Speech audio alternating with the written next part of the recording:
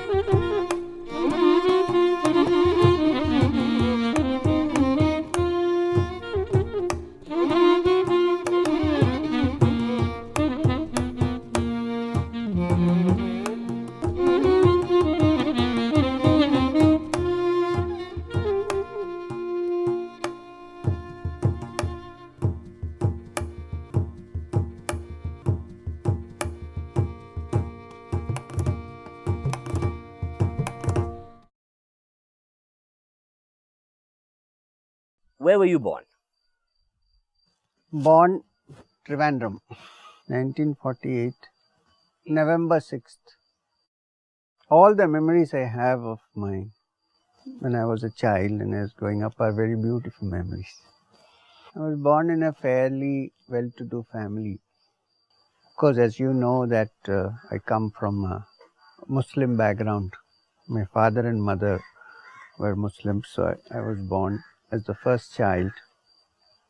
My great-grandfather came as the great-great-grandfather came all the way from Peshawar as the personal bodyguard to the Maharaja of Travancore, Martandavarma. And my father settled down in Trivandrum because he came basically because he was studying there first. My mother, her father, also came from a distantly related family to my father's. They were separated 2 generations ago. And her father was also a very eccentric character. He used to live in Madras.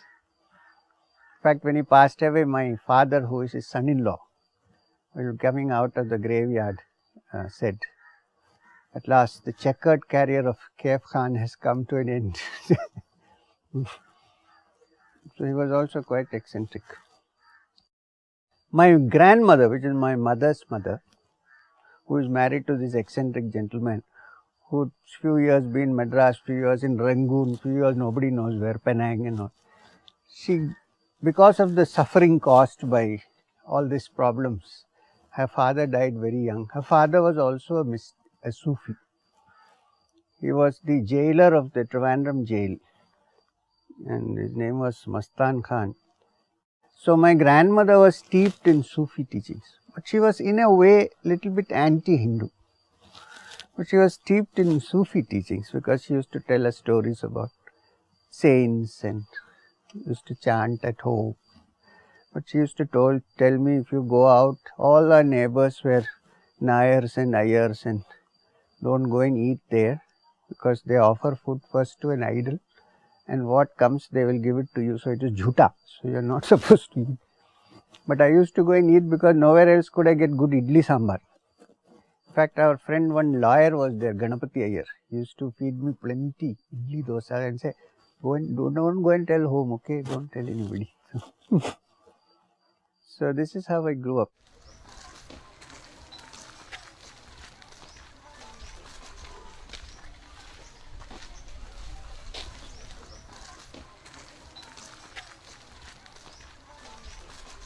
How we started the school was that when we first came here, I found lots of children walking around who had no education, and just taking goats around walking. And then when we asked them, why are you not sending the children to the school? They said, there is no school available here. No school. Then we said, if there is a school, will you send them? They said, yeah, if there is a school, we'll definitely send them. So I didn't have the wherewithal for that. Finally, somehow we got this land, which then belonged to me at that time, bought it and built a small little classroom first.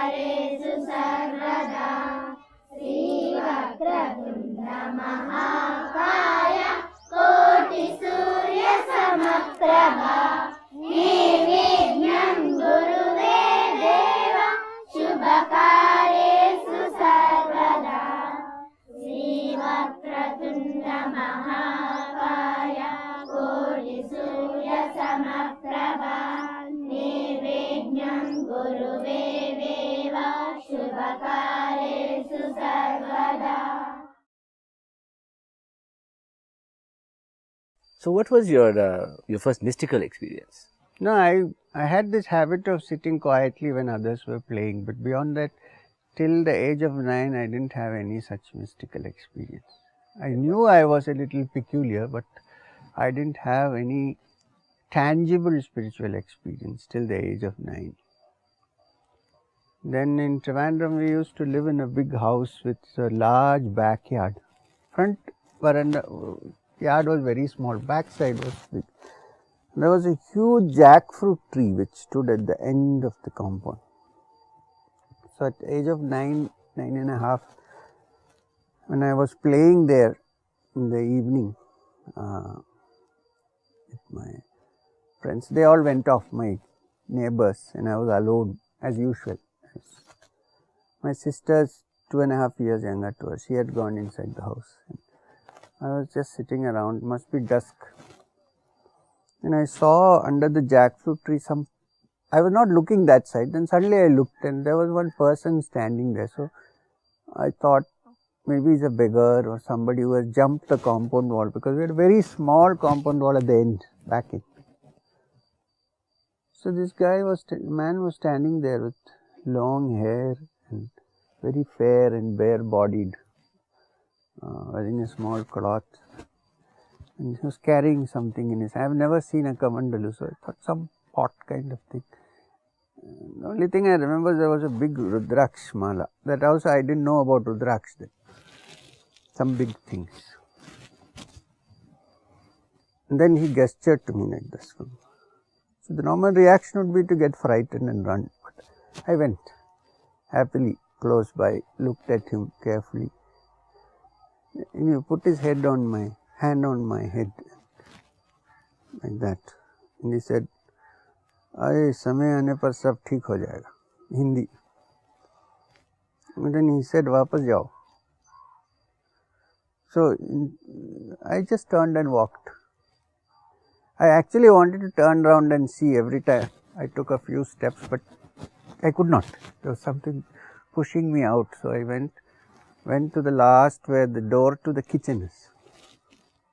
And then I turned. I could turn. There was nobody there. The peculiar thing was that I couldn't share this experience with anyone. Anytime I wanted to share this experience, something would happen and my vocal cords will freeze. So I could not say a word. Otherwise I would have said that to my mother first thing. But I could not say anything.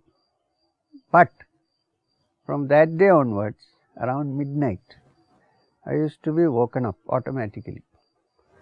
Put my hands on my chest, and a meditation automatically developed, which was close my eyes and lie down, and I would feel some heat here and some little bit of dim light like that would spread all over the system, and there would be immense bliss, immense happiness coming. This continued for many years with hardly anybody knowing what was happening. I couldn't even talk about it actually. Couldn't share it, except some of these men I met afterwards who seemed to sense that something was happening. Nobody else could find out. Sometimes stopping of breath for a while, but not uncomfortable. It's a blissful stopping of the breath. It's not an uncomfortable. It's not a strangulation or running out of breath. It was a peaceful disappearance of breathing. In yoga, and later on I found out that it's called Keval Kumbhak. I used to go for tuition somewhere close to my house. Once I went for tuition and they said, no, there's no tuition today. I said, but why? No, the Swami has come. Which Swami? I want, no. Then my friend's mother came out and said, we want to see. I said, yeah. So she took me inside and I saw a man sitting on a bench, on a chair, armchair, well built, heavy looking man. Agarbattis burning. Then he saw me. Everybody said, oh, do namaskar. I didn't know anything. I simply went inside. So he called me close to him and touched me, made me stand near him. Good boy, he said in Malayalam. Nalla kutti, good boy. Okay, go, he said. So I came off. That's only. But when I went back home in this meditation experience, I also used to see those eyes of his. Huge eyes like Kali's eyes. Yeah, like Durga, make for Durga Puja.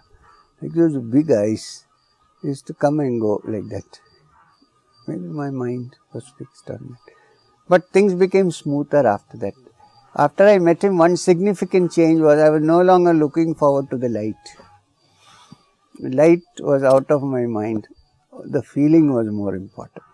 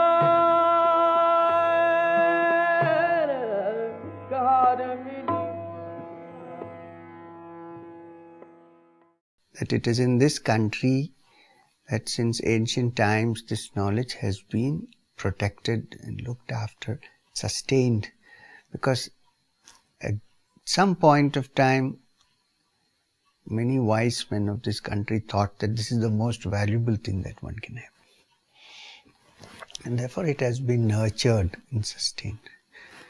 It is also called yoga because it unites. Yoga means join. Join means it brings together, it binds humanity together. It is the same meaning as religios, which means to bind together. It also means to the mind that is usually scattered is caught and brought together. This is the meaning of yoga. Patanjali is supposed to be the authority on yoga. In fact, he is so ancient that he is almost a mythological figure. Patanjali is represented as half snake and half man, which means back into mythology, at a time when human beings were not what we see them today. He defines yoga as yogas chitta vritti nirodha. Yoga chitta vritti nirodha.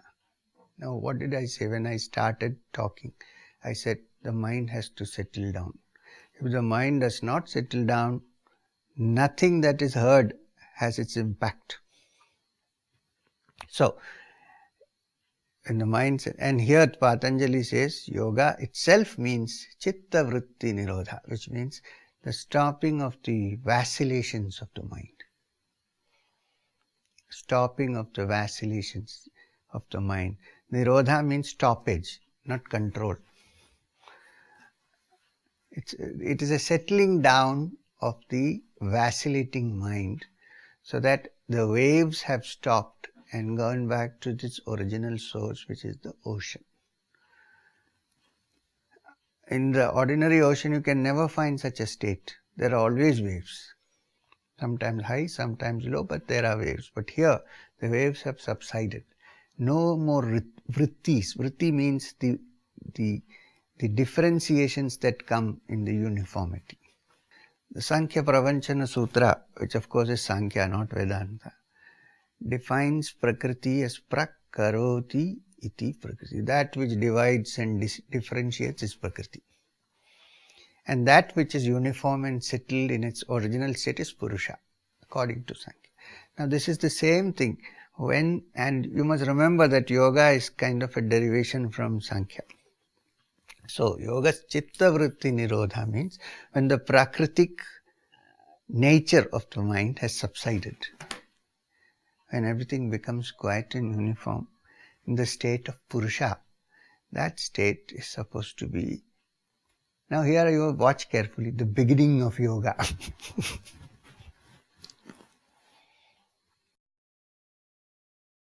Any scripture you read, anything you read, Himalayas, you want, Kailash, Saundari Lady, Kailash, everywhere Kailash, there Himalayas, Meru, Badri, Kedar. So I said I must also go. There was this irresistible, and I felt that I was there before, that kind of thing. I thought this is ideal situation for me.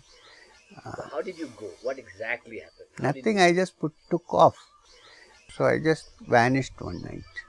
One evening, I still had some money left with me. So I just took it, got into the train, went to Madras first because there were no direct trains. Went to Chennai, Egmore those days.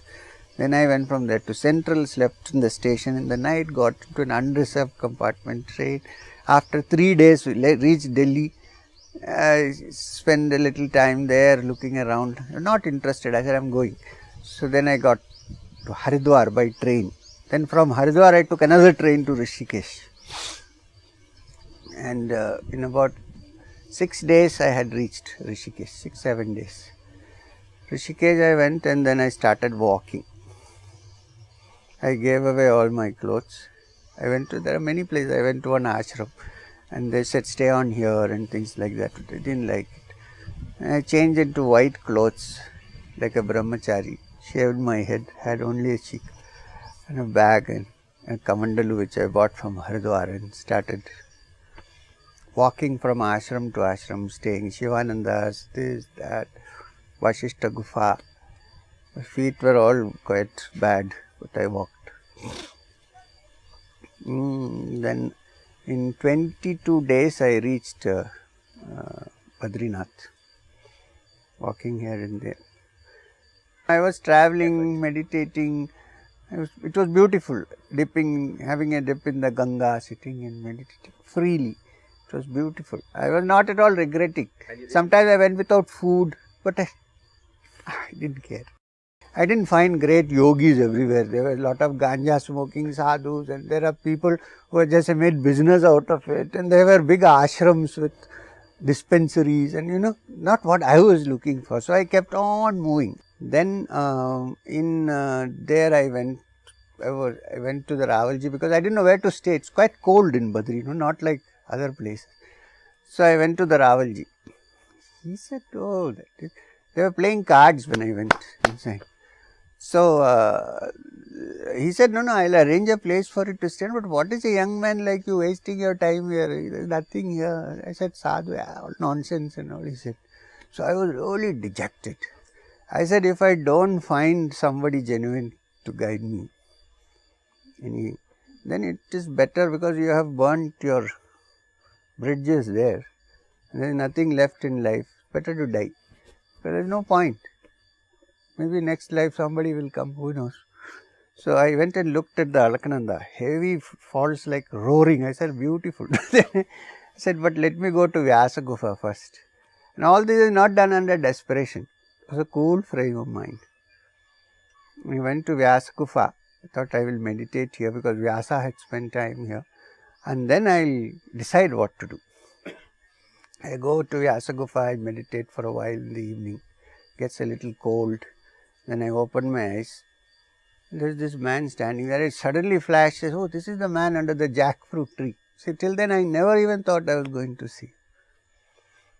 And the first sentence, "Acha ghum gham ke aa gaye." So then he said, "Stay with me." So I stayed with him.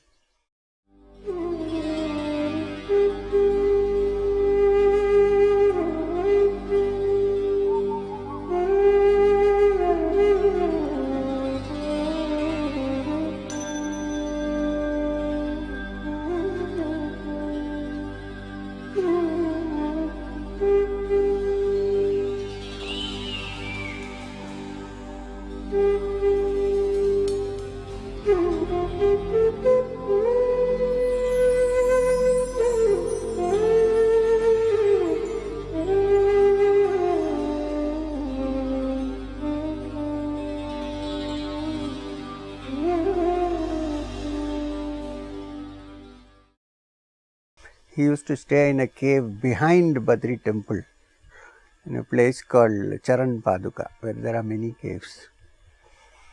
So I stayed with him, he used to teach me many things. He taught me how to take bhiksha for food. He taught me how to cook. He said, if you can't cut vegetables at the proper size, you can learn no Vedanta. I, who had never entered a kitchen in my life, learned to cook. Simple food. And so it went on like that, and I lived for some time with him. I travelled around with him for 3.5 years. Wherever he went, I also went. See, the difficulty with me is, the more I come to think of it, I don't know how to define this guy. But I can only say that he was from the Nath Sampradaya before he was even picked up by his guru, who popularly people call Mahavatar Babaji and all that, but that is a word, as I told you, which was coined by Yogananda Paramahamsa in the Auto Bag. Before that, in our parampara, we don't know any Mahavatar. We know Shri Guru. Now, when he picked up my master, he was already a Nath Panthi, and his name was Maheshwar Nath. So that's why I don't mind people calling me M, because I always Maheshwar M. So But he was a very intimate disciple of Sri Guru Babaji. And I don't know his origins, I don't know where he came from or where he was born. From his appearance, I thought he must be from Kashmir. He looked almost European, like only the Kashmiris have that complexion, and his eyes were light. And he had hair also which is not entirely black. It was like some people here who have put mehendi on their heads. But he never used mehendi. His hair was like that. And had a very sparse beard, had not much. But hair was very long and matted and nicely rolled up and kept usually like that. Sometimes he would let it off, but usually it went, because it was so much, it used to be like a big mound up there. He used one Rudraksha, bare-bodied even in Kedar and Gomukh, and used to wear a small cloth, inside that was a cowpea. That's all, barefoot. And never got into a vehicle. I have never seen him. I've always seen him walk, except once I saw him come out of a Mercedes in front of the Taj in Bombay. That was many years later, after I had left and all that. I can't say what he was, where he was, but he said that he was the one who ushered Lahari Mahasaya into the cave when he came to meet Sri Guru. So I guess he was about 100 and or more years, 200 years, 100 years old. But he looked around 35, you would say about. And he remained like that from the time I saw him till the time he passed away in 1985. Same. He initiated me within a month of a meeting into Kriya Yoga, the technique of Kriya Yoga. Already my mind had to some extent changed, but this was after practicing steadily for 6 months and living with him and understanding things which he was trying to put into me. I think my consciousness underwent a complete, what do you call that, rehauling. After that it has never been the same. After that I might have done this and that, but nothing significant. That's enough. This is a thing which keeps growing. It doesn't stop. This thing it's endless. It's like the Milky Way. It goes on and on. There's nothing you can say it's over and stop with it. When people say, oh, I have found, it means I have found the beginning of the journey. I have crossed the shore, that's what it means. Then there's lots to travel, there's no end. He told me to go back. I told him I was very happy. Why should I come back? What is the need? When you have nothing to do and you have no agenda, you have no blueprint, you just walk around with a kamandalu, eat what food you get and be happy, meditate. Beautiful. Why would you want to get entangled and come back and all that? So I told him, we'll do that. Wonderful. He said, you have become so narrow-minded and selfish. You have to go back and do some work. Go. I said, you didn't do anything. He said, oh, you still think I didn't do? I said, sorry. Just go back, do your work, get married, lead an ordinary life. He told me the paradox of how married people, most people are married, family people, going to monks to ask for, he's saying, can married people decide how to lead a married life, taking advice from an unmarried man, however wise he is? I said, it is stupidity. If you want to talk to them, you have to be one of them, otherwise you cannot find out. We were working in the same place in Chennai, in the Krishnamurti Foundation, and that's where we first saw each other. I was in Vasant Vihar, which is the headquarters of the Krishnamurti Foundation, and I had decided that I won't be a monk. And even Babaji was not of the opinion. In fact, one of her students told me that there is someone like this in Rishi Valley and all that. So then she came to Vasant Vihar. She left Rishi Valley. She wanted to stop teaching for a while and look for something. So I was then looking after also the Krishnamurti Bulletin, and she's a literature person. So we decided that she decided to stay on. Then we met quite often in there, and we were working together, and so our friendship deepened. And 86, 1986. maybe. Yeah. Then we decided to get married, and It just seems so very long ago. A whole lifetime ago. I think we were working together, so it just happened. But he one day just slipped the question to you. actually I went and talked to her parents. You did the right thing. I went and talked to her parents, then we had an Arya Samaj wedding. No, they are liberal in their thinking, but I think it was a bit of a shock to see their daughter marrying someone who came from a Muslim family. So that was a wrench.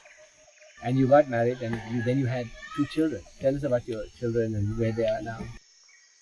Son Roshan studied design and he's now working part-time. He's been writing on his own and he wants to pursue that as a career, so he's exploring that option. And our daughter Aisha is 19 and she wants to become a dancer, so she's doing a course in a contemporary dance. But one thing that is, when you know there is this magical, mystical life, and then you come and struggle in the world and build a foundation, help the poor, seva, karma yogi. How do you reconcile these two things? Because the desire to run away must be there all the time. Always. How do you reconcile these two I things? run away for 4-5 days, no telephone, no contact. But then what brings you back? How do you reconcile the two? How do you This is reconcile? Babaji's work, it's not. I am doing it because I have been asked to do. I don't have any interest, honestly. I have some affection for people, that I have. And when I see people sitting sadly, I always feel bad for them. And I said, this is why Babaji said, do some work. So I'm doing. And any time I can get out, believe me. I can slip off at any time, there is no question. Now, then the family, then the children, but still I have. Always correct. That's why Sunanda remained silent when you asked yesterday. She doesn't know herself whether this guy is going to be here or going home. It must have been quite difficult being married to a mystic. Very difficult. I appreciate that she has withstood it for so many years.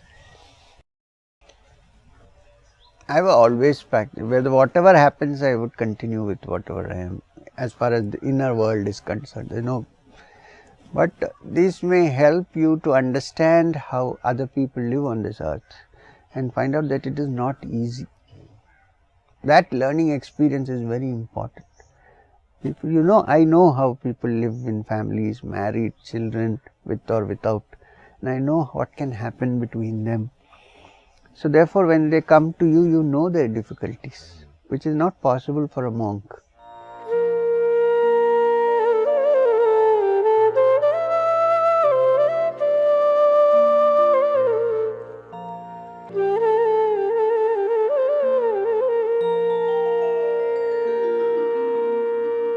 Akhandamandalakaram Vyaptam yenu characharam Tatpadam darshitam yena Tasmai Shri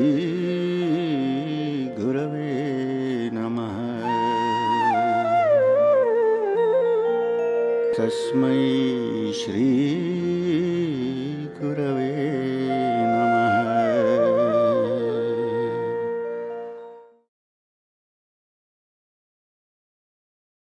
One of my friends from Trivandrum called Prem was settled in Bangalore. And Raja, you have a way of bringing out my autobiography. I have to write. So he was staying in Bangalore.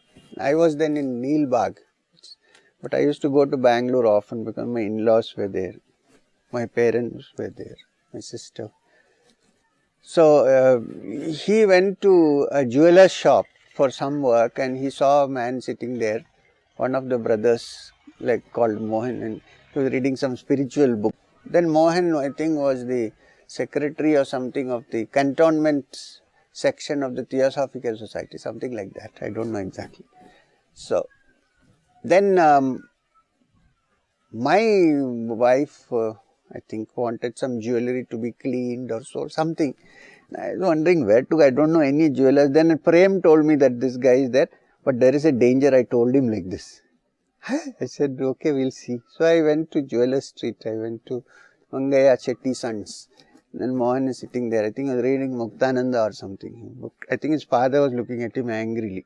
Instead of sitting in the cage, he was reading Muktananda. So then I went and gave him this and all. And I said that this man told me about you. So oh, you are that. Because he couldn't make out. Now I was wearing jeans and a t-shirt, happily. A line t-shirt. I still remember a maroon, white and black line. And then I gave that jewelry and all. Then Mohan said, can you come to the Theosophical Society? And I said, I'll tell you later. And I slowly escaped. Gave the thing there and I think I escaped. I came back to Neelbagh, which is Rayalpad. And I still thought, Babaji has to say something. Otherwise, we don't want to do anything. First of all, I never given a public talk and I didn't know what to do. Came second day after sleeping, I had a very funny dream. I woke up laughing. It was so funny. Even in the dream I was laughing. When I woke up, I was laughing. I am sitting in a train, some sort of a train. On that there is a sticker, Satsang is written on it, in English. And then I look out of the window and Babaji comes out wearing a uniform of a guard, railway guard.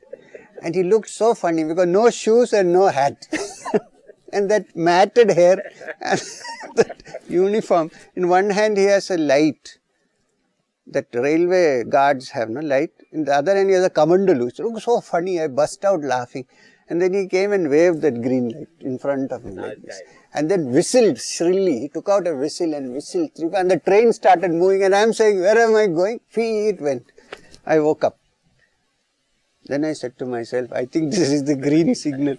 So next week, 2 weeks later, I went to Mohan to collect the jewelry and he tried to persuade me again. I sort of reluctantly agreed. I said, okay, but where? No, close by, only Sunday, tomorrow itself, he said. So that was the beginning of the satsang. So I went there and started talking and everybody said it's nice. Can we do it again? And things, and then it went on. Then I met Mr. Ratnakar Sanadi, the fighter pilot.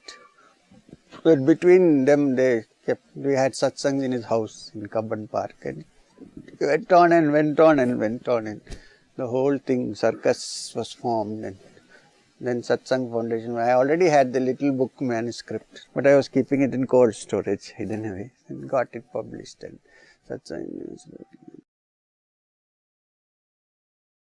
Richard Dawkins' books have become popular.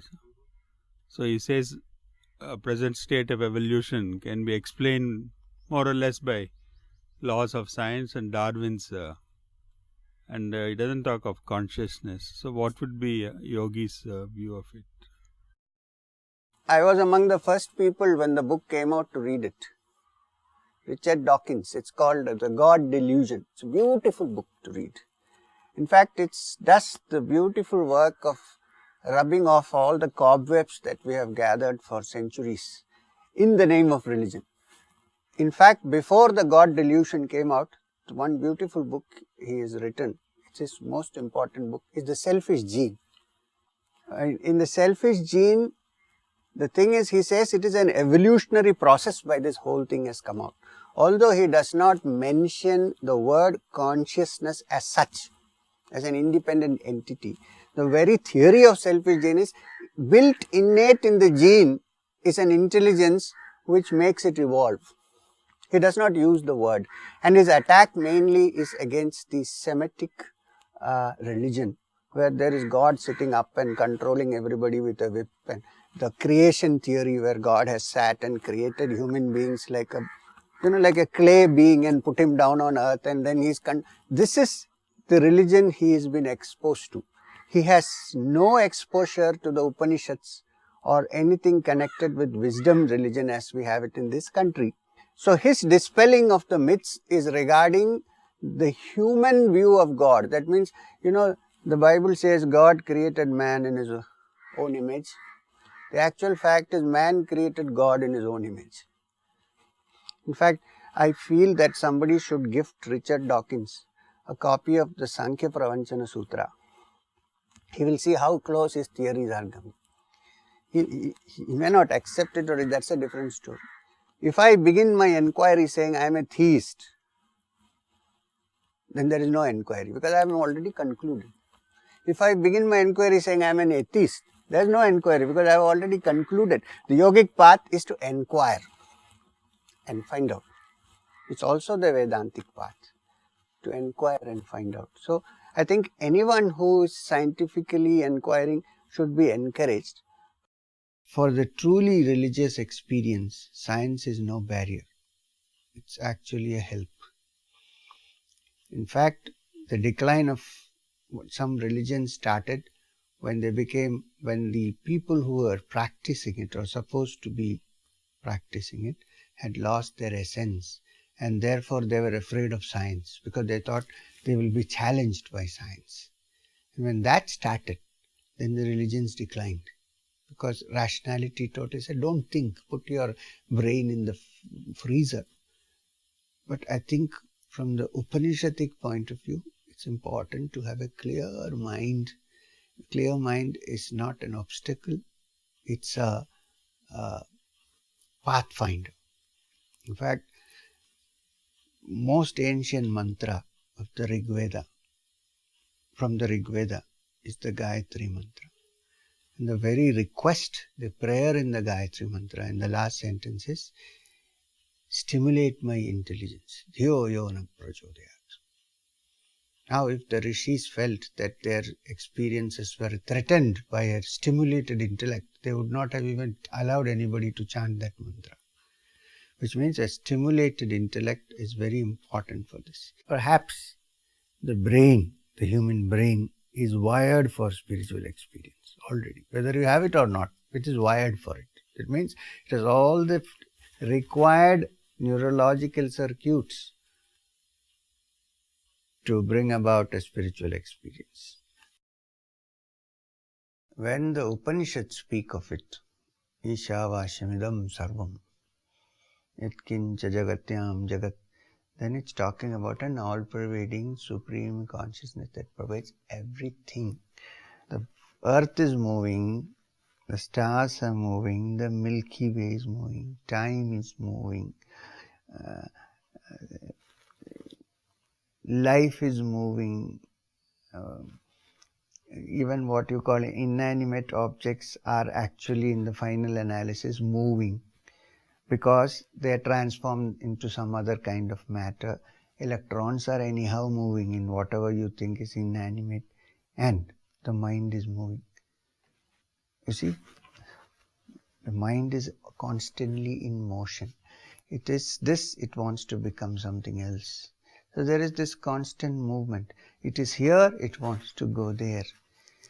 This movement itself is called Jagatyam. So this whole thing is called Jagat. Movement. Waves, different waves moving at different frequencies. Movement. Now, Upanishad says, based on the experience of rishis, that pervades everything that moves. Which means it is the center, it has its center everywhere and circumference nowhere. This is from Plato. It's that which has a center everywhere. Wherever you look, its center is there. But you cannot find where its circumference is, because it is everywhere. That is the supreme being that the Upanishads are talking about. Now, the movement, that ceaseless movement that makes us the Jagat, ceases, becomes silent, quiet, then the all-pervading essence which is behind all movement is revealed.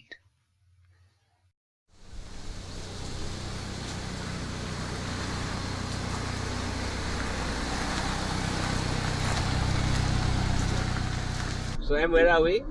We are just entering the Madanapalle town from our house, and another 1 hour we'll reach the people cross. You know, I have always been interested in education, and with my contact with Rishi Valley School and all that.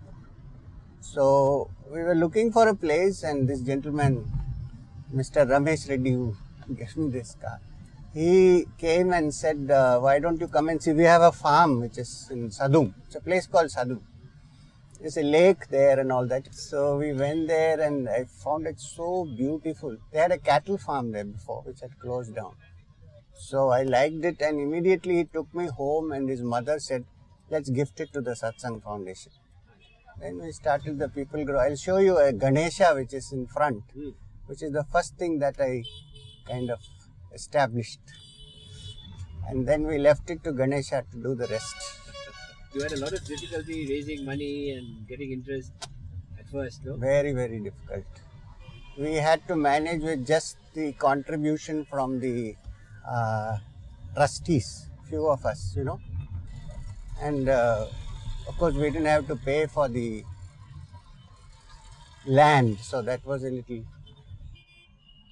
Then on the verge of when we were about to close down and say, no, this is not going to work, it's difficult, we'll wait for a while, comes Mr. Bill Tahamont from the United States, who used to meet me at the retreat in Portland, Brighton Bush. He said, I have just left a particular job, we have sold some material, and I would like to utilize the money for something useful. So I said, Bill, you come and live in Madanapalle and see if you like to look into this project. So he came and he decided that he's interested. So he himself was sitting there and construction supervising and everything, and he went only after the hostel and dining hall was built. So that's how the school came up. And then in the second year, we had just 22 children to start with. You know, everybody said, well, who's going to come? It's so far away. And that was its attraction. We got first 22 children, mostly from the Satsang group.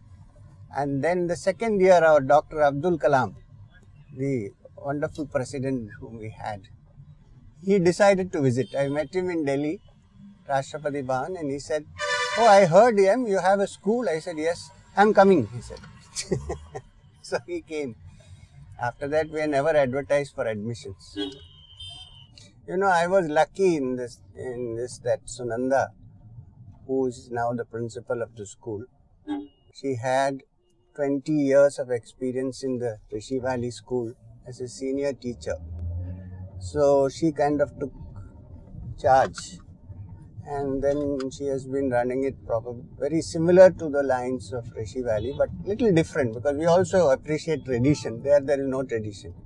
So, and then we worked hard, and the parents began to understand what we were trying to do, which means a kind of a overall education, not just academic.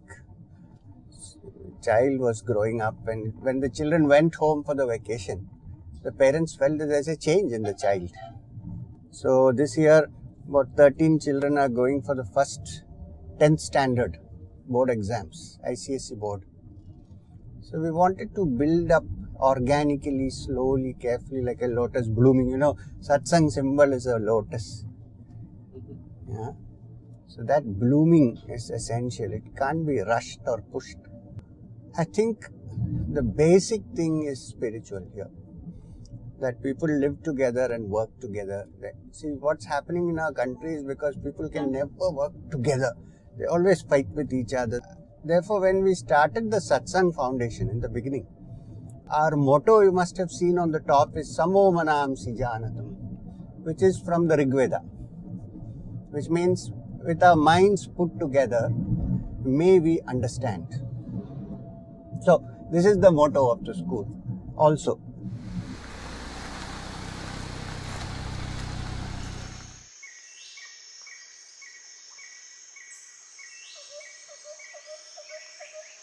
We came, there was nothing. It was just rocks and then first thing is we put this Ganapati here. We brought it from Tamil Nadu somewhere, fixed it there, and then we said, now we leave it to you. You do what you want. And slowly things came up.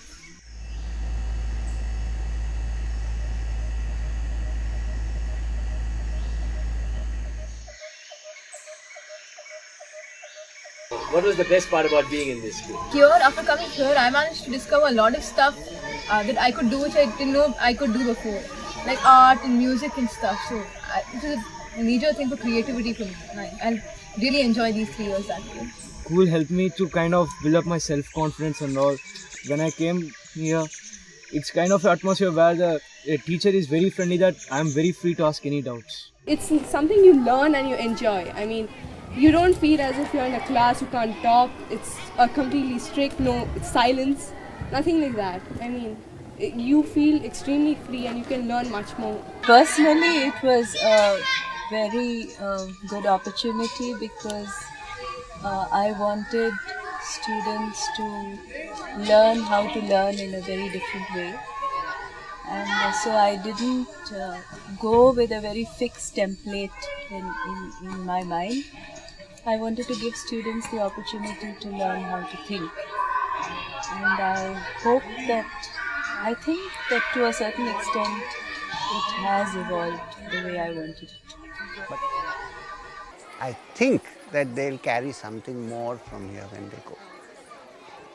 Humanity. These children, I know all of them by name, it's not easy in a school to do that. And so I'm sure with that relationship they'll go out with like human beings moving towards a complete life rather than just academics.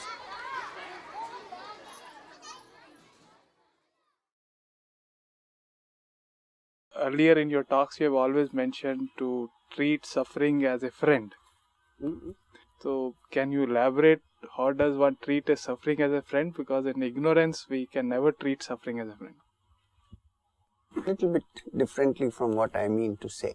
I'm not saying that we should cultivate friendship with sorrow, or that we should deliberately go and try to invite sorrow to be our friend. This is not what I am trying to say is that even if you don't like it, whether you like it or you don't like it, sorrow is with you. Okay. Now, what will you do to a person who is with you, whether you like it or not? You will have to be friendly. You understand what I mean? You can't do anything. What we normally do is we hide. When it comes to sorrow, you will discover that normally what happens is when you have a sorrow, you immediately jump to one pleasure. You want some. Why? Because you are afraid to face that sorrow. So, you want to cover it up with a pleasure. You understand? And then that pleasure after some time dissipates. Then the sorrow which was there is there still. The gap when there is no pleasure is automatically sorrow in a way. That which was there is gone. So, it's already become a sorrow. Now, you can't stand it. So, you again substitute another entertainment. And this substitution with entertainments is an unending process. Till we die, we are doing the same thing.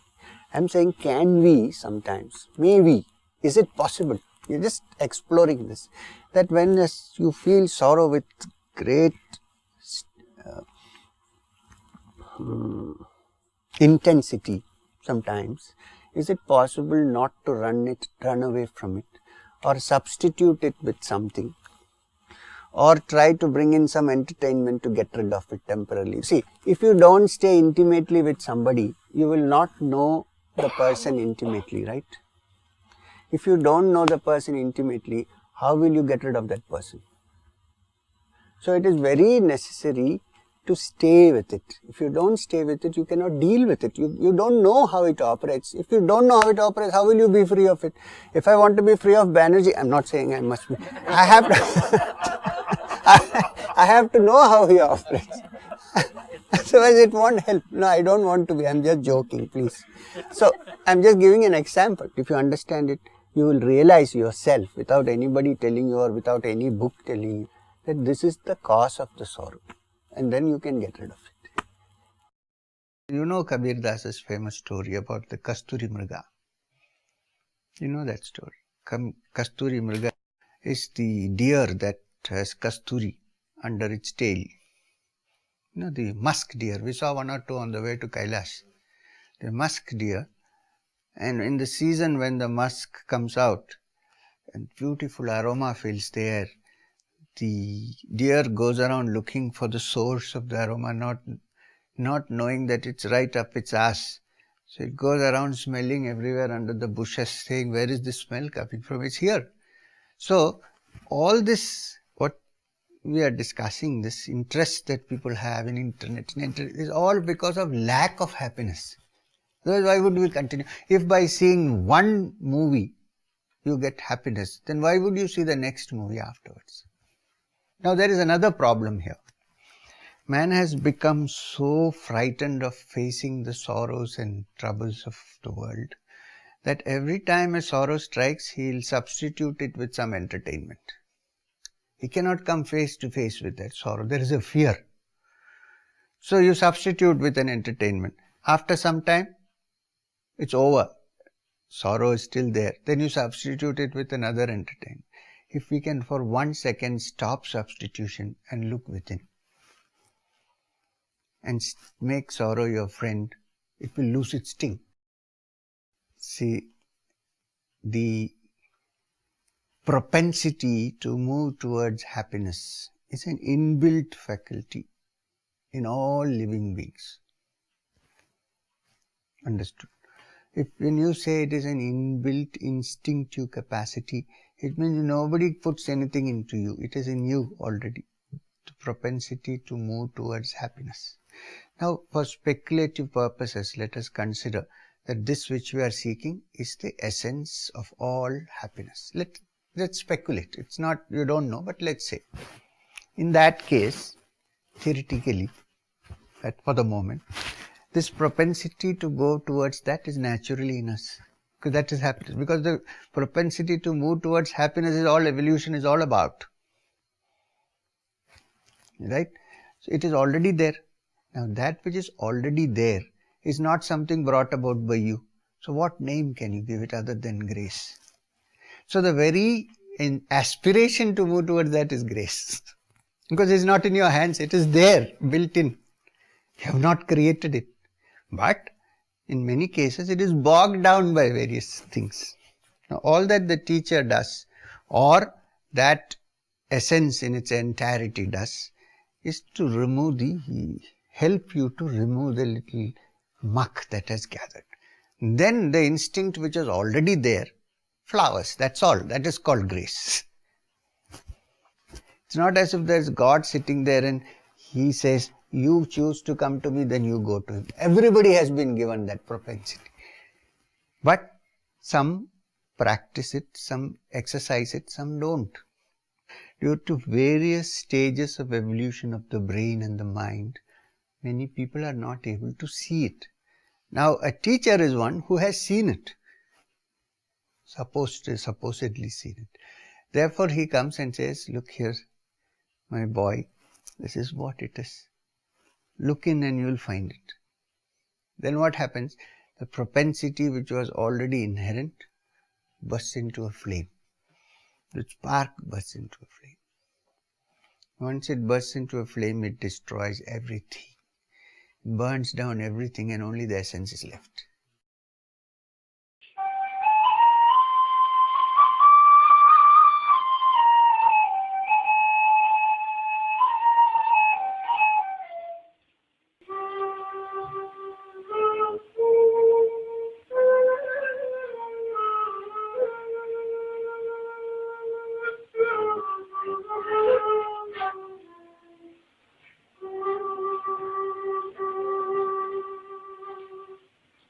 when the child is created physically,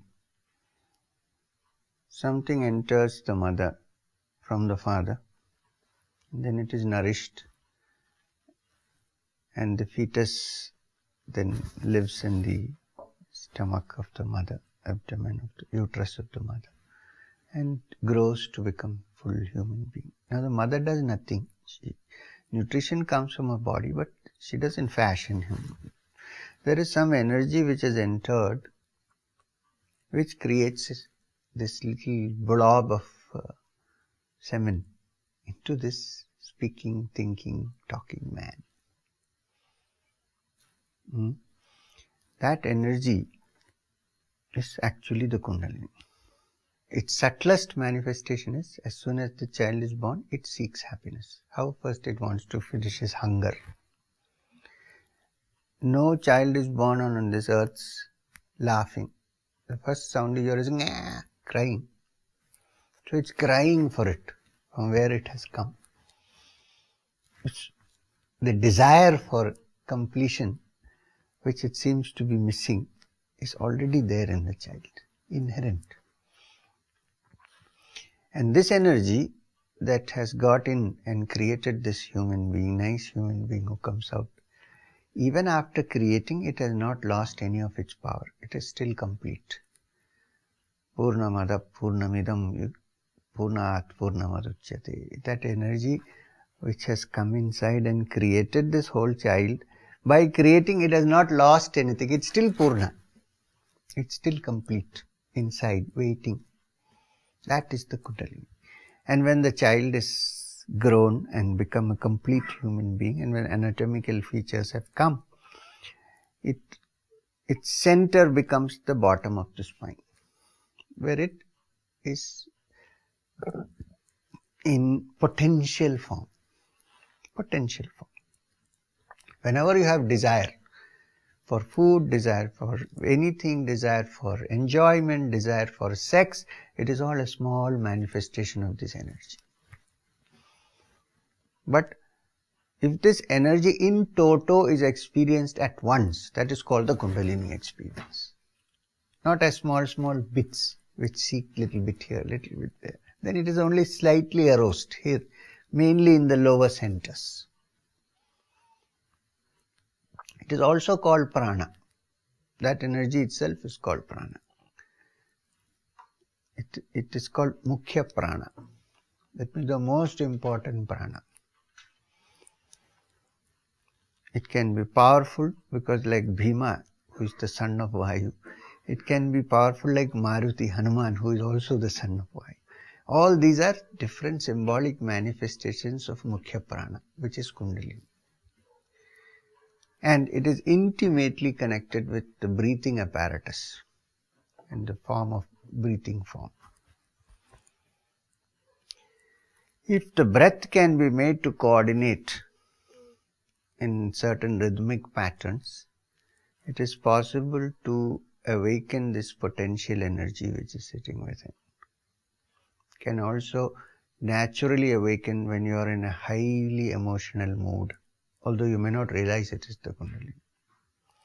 When a person is really angry and does certain things, then also it is the Kundalini. That's why people shiver. There is some shivering in the spine when you are really angry. When you have height of sexual experience, it is the same energy. This is the Kundalini. The difference is that the yogi, by coordinating his life energies, mukhya prana, his pranas, is able to have a hold on the mukhya prana, which is the Kundalini, and arouse it in centers other than the normal center in which it resides. So the ascent starts from bottom to up. When it reaches the brain or the head center or the crown center, then it has gone back to its true essence from which it started going into the human body when the embryo was created. So it has come one full circle. When that happens, then certain parts of the brain which are normally not functional in most people, because they are not necessary for our survival or for our calculations or for our gathering riches and so on. Those centers begin to function. When those centers begin to function, one begins to get closely in touch with one's core of one's consciousness, which is the Atman. And when that happens, then one is also in touch with the all-pervading essence, which is, after all, part of us. This is the Kundalini.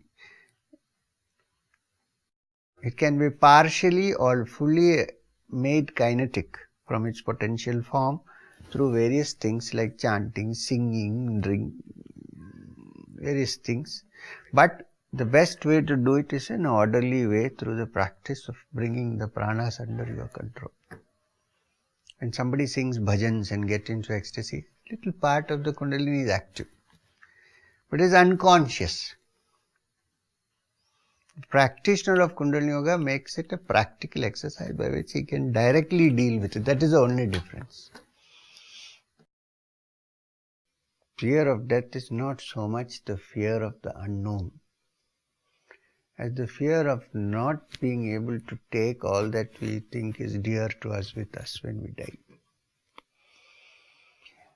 If we were assured that in death we can still possess all that we consider dear and near, nobody will be afraid of death.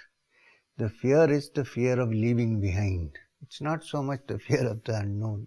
It's the fearing of leaving behind. What will happen to my favorite activities, you see, I'm no more able to indulge in that. This is one of the greatest fears. So that is the greatest fear that we have, not so much the fear of the unknown. Of course, the fear of the unknown is there, that it is maybe in that unknown, after death I may not be able to indulge in what I consider to be my favorite. That is the fear of the unknown. You know, and that you see everywhere, life is coming to an end. Life is coming to an end, so there is a fear. But if you understand that death is not something very far away from you, but is with you all the time. Nobody knows when you are going to die. So people sleep and don't get up in the morning. So if I come to know that tomorrow I am going to die, how will I set my house in order? It's a very serious question. Forget about the speculation of what will happen after death, whether we'll go to Yamaloka, this Loka, that Loka. It's written in many books. But this is a very practical thing. Suppose I am told I am going to die tomorrow, how would I set my life? What will I do? Will I collect my bag and baggage? Because I can't take it anyway. Will I set my cupboard in order so that when I die somebody doesn't discover cigarettes inside? What? You see, so death is such an important thing. It is a natural fear that we have developed because of fear of losing all that we have. If we are not afraid of losing, because anyhow we have to lose, there is no fear of death. Death has lost its sting. I like just to say this, that living in this world with surrounded by all this that's happening here, people are becoming greedy and violent and all that. We have to think of finding some way out of the situation, and I think if each individual changes even a wee bit, it will reflect on the whole world. One need not even go out and do anything. Usually what happens is reformation takes place externally, but the human being has not reformed himself. If the human being reforms himself in his mind, then that reformation becomes automatic. See, I personally, it's my experience, or you can say it's your belief and my experience, whatever. There is only one mind in this universe.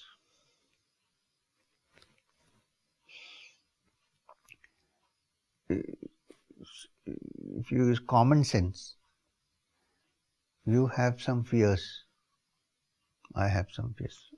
Oh, perhaps I have some fears. You have some hopes, I have some hopes. You have some sorrows, I have some sorrows. You have some happiness, I have some happiness. The reasons for this may be different for you and me, but the common factor is we all have sorrows, we all have happiness, we all have.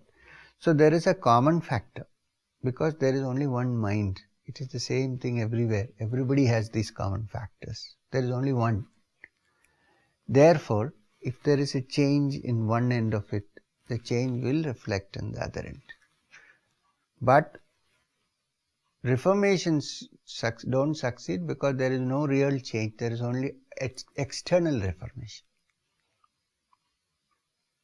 Somebody steals, he is put in jail. He may come out and steal again. The propensity to stealing has to be discovered and got rid of. Not putting in jail and reforming, he will not reform. I mean, he will be deep down, he will still try to steal the jailer's cap. So, Thank you very much. welcome. And thank you very much for extracting these things from my mind.